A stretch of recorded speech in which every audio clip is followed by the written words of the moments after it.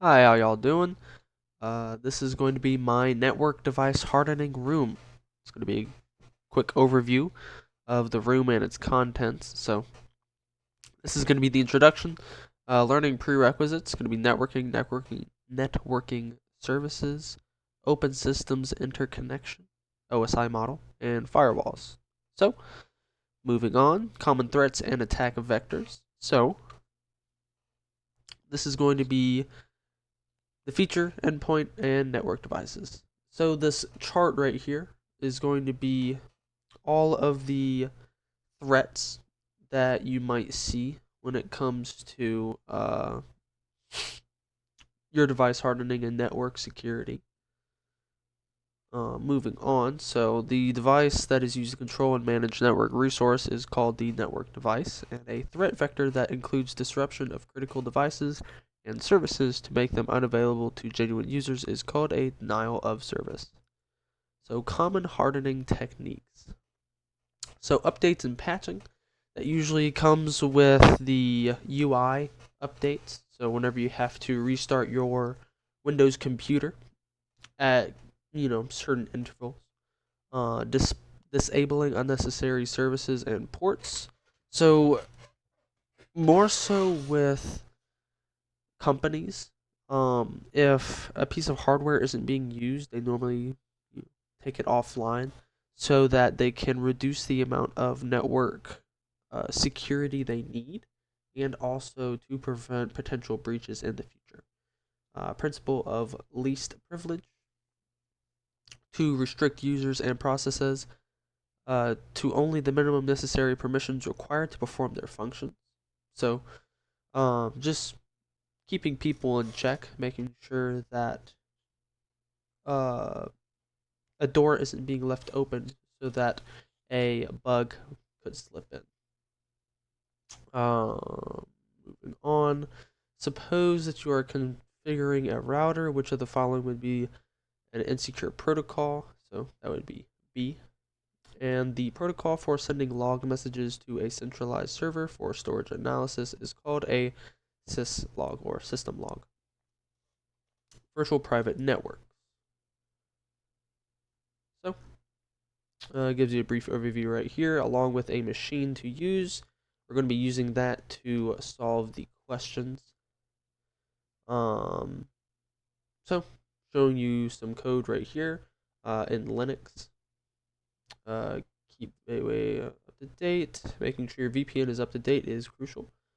Moving on, changing default settings. That's going to also protect you in the future as well. So, to the questions, update the config file to use cipher AES128CBC.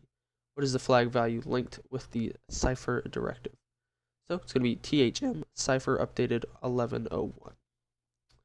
And the next one, update the config file to use auth SHA512. What is the flag value linked with the auth directive? So it's going to be THM auth updated 123.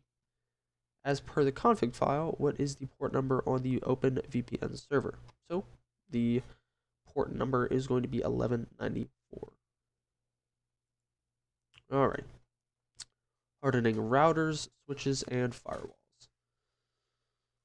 So, it's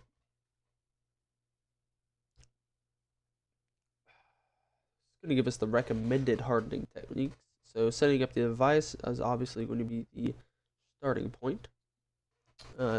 Changing the default credentials, it prevents from somebody looking up the factory password and trying to use that to get into your IP address. And making sure your network protocols are turned on and secure are also going to help keep your IP address from being stolen. And people like to use the unused scripts or unnecessary scripts that are in your router. Make sure to disable those so that they won't be able to. What is the default SSH port configured for open open WRT and attached VM. So the default port's gonna be 22. Go through general settings, options under the system tab.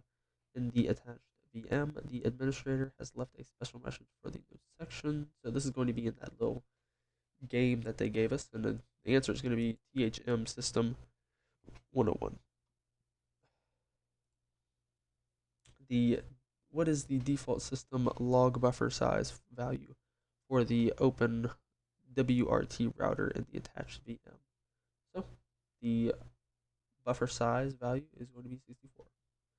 What is the start priority for the script UHTTPD?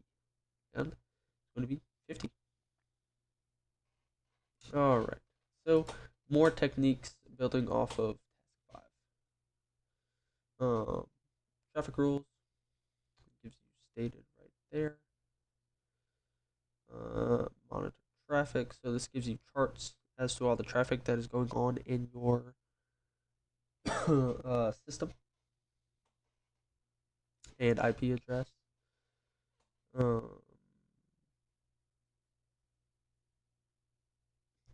Configuring port forwarding. A firewall's port forwarding capability enables inbound traffic from the internet to or other sources to be routed to a particular device or service on the internal network. So it just monitors the specific device or service.